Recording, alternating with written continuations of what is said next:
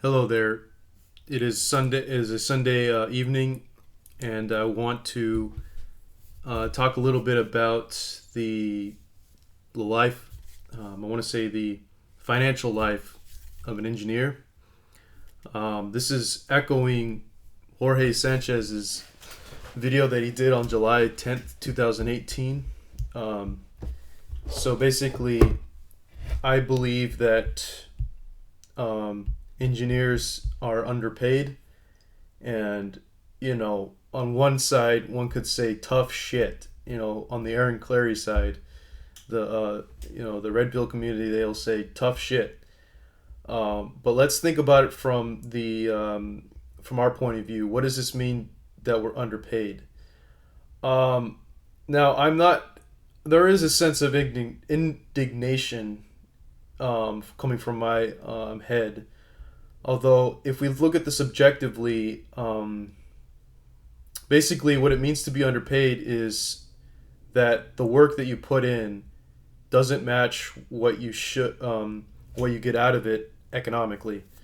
So, I mean, that's pretty much what it means. So, an engineer is pretty much, they have certain obligations to the design work that they do, and if they don't meet in their minds based on their experience a certain effort level, and especially based on how they've been trained, um, then they can't declare that they've done their job properly. And you know, in the beginning, I was doing this where I was putting in a certain level of effort based on my literal 40-hour a week pay, right? However, this absolutely did not was not kept up with the demands of the job. It was evident in the results I was getting. It was evident in errors I was making, and things like that. So ultimately, I determined that I needed to spend more time on things and basically put in more mental effort in asking more questions, all that stuff. But at the end of the day, the amount of time you put into this does not add up to what you get out. We should be getting now. I hate to. I just hate to put it bluntly. At least, and now maybe it's just because of the place I'm working at, but I think that this many engineers would agree. At least $100,000 a year, regardless of where you're at, and perhaps that will happen when I have my PE, but of course that's not the case right now. But so if it's under that, I believe as an engineer you are underpaid. And the reason for this is because of the demands of the job. The fact that if you put in the amount of hours and stuff like that you would for something else, you'd get about the same. Now, that is a speculation, of course, but if we look at this from what's how do I say it?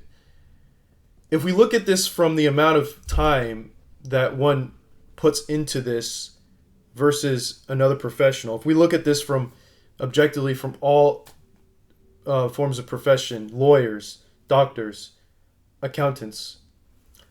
Now, this is still speculation, but I would wager that the engineers put in 150% more time and effort versus the other professionals because of the spontaneity, because of the variety of situations that you encounter on a day-to-day basis, where it's impossible to make anything rote.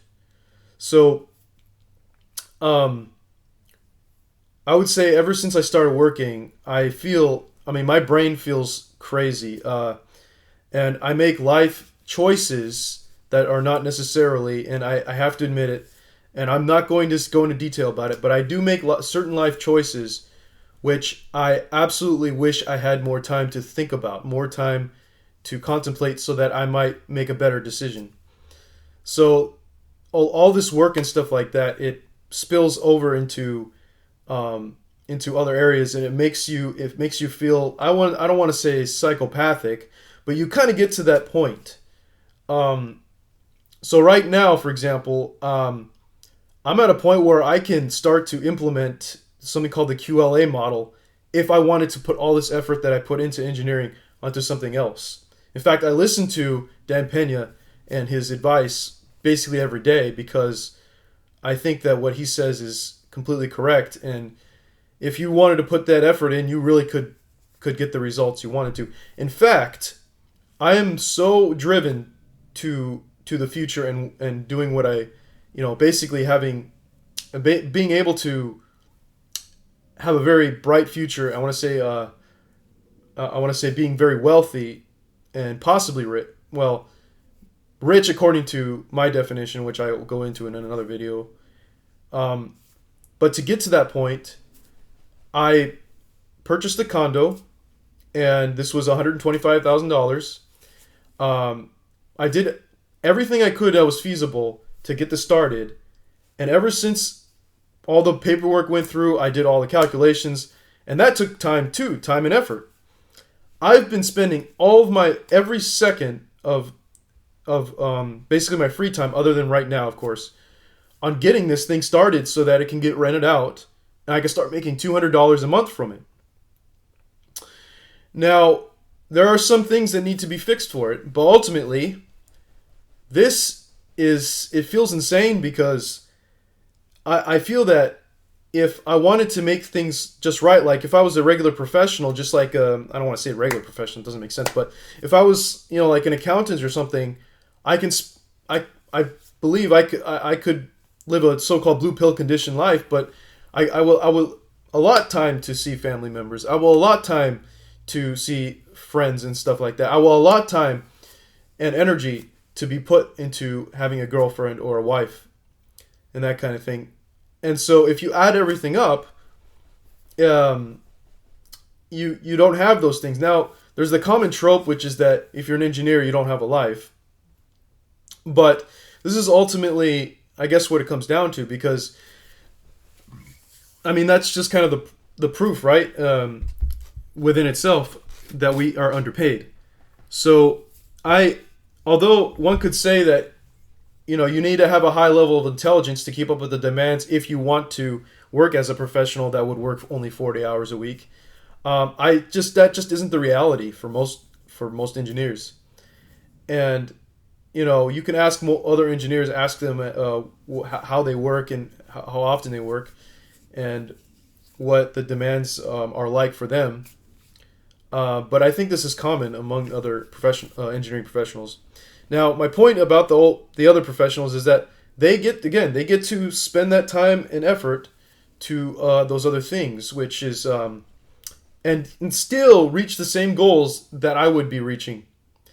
Now I'm talking about more so like the computer science people and that kind of thing, but that claim is still correct for them too, because what they could do is they can have a side hustle because they only have to put in a certain amount of hours for that and get the same results. So maybe Lyft or something like that, kind of like what I'm doing with the condo, but they could also still spend some other time with a girlfriend or something like that, or family members. Because I'll be honest with you right now, ever since I've got this thing started, where actually the stones are turning, and I have to have I have a responsibility to make this thing happen. I've been spending every second of my free time to make it happen, which doesn't seem right, but it's necessary. It's already been a month, and a lot of the stuff hasn't even been done. I mean, I'm trying my best to call people. Contractors don't want to work on my stuff. I have to, and I end up having to do it myself, a lot of the work.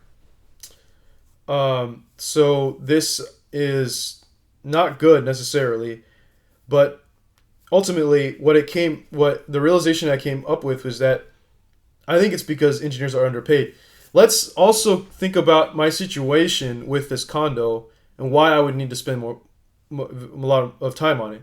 It's because if I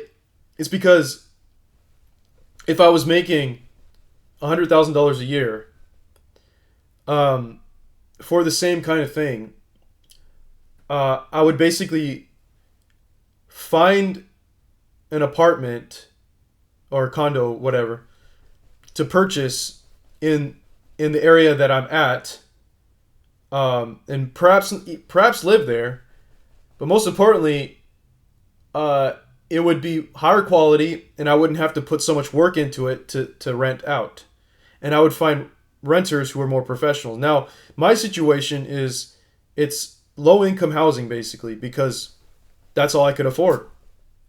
So I know this is just the beginning of the work that I would need to, and this is, I think this is all I would need to start renting it out, and things like that. But and it would subside over time. But there is still that risk where I'll probably have to put more time and effort into it. So at the end of the day, there's just so much going on. If you want to get the same results that another professional could get, $100,000 a year, or whether it's through their own passive income or their actual income added together, that would also allow you to spend time with other family members, and stuff like that. But we see in my situation and other engineers, they don't really have that free time if they want to get that same result. So, like, I'll tell you one thing with my situation. I've been actually kind of going out there. So there's a highly attractive woman I met about 2 months ago.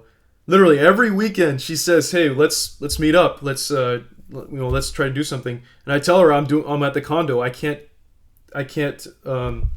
spend time with you because I have to do this stuff. And it's the goddamn truth. And then there was one date who I said, "Okay, well, I'm gonna try to. I don't care how stressed out I am. I'm just gonna go for it. I'm gonna talk to her. We're gonna go on a hike, and that's what she wants to do. And I'm gonna like give myself up. But no matter what, like I just couldn't. I just kept talking about my problems. It was a garbage date. Basically, like you just don't have time and energy to be put into anything. Like I'll be honest too. I'll talk to it's like chasing excellence to the maximum. That's what it feels like, because then you'll start, I'll start to interact with women throughout the day too, and my mind is so fixed on trying to on the future and trying to get these things done that I'll look at the woman for 2 seconds and I'm like, I'll basically just say, well, that interaction didn't go so well, and it won't take off. So I'm sort of in the same situation as an incel, which is like, that's pretty low in terms of social interactions.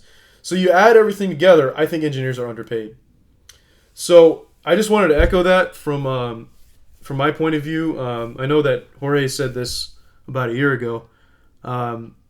So yeah, that's all. And then also I did a calculation, if you were curious. Basically, if I was living, if I was making $100,000 living here, it would take me about 10 years to pay off an affordable apartment or condo that I would purchase. And so that's assuming that I would have to pay rent on it, and that mortgage on it, and that I wouldn't rent it out. But I'm just giving you the idea of feasibility. And now I didn't do a calculation for this, so that would be a $450,000 deal. That would be the best deal you could possibly get. I didn't really do any other calculations, although that hopefully gives you an idea of affordability and why we might be underpaid. So yeah, that's all I have for today. This is Sunday. I'm kind of tired. I got back from the place that I got is in Sacramento, and it's taken a lot of work to get started. I'm thinking about it all the time now. It's it's a lot more work than I thought it was going to be to start. But the thing with, like, everything else has been put off because literally I don't have any time to do anything. PE, all that stuff. Just no time at all. All right, thanks for watching.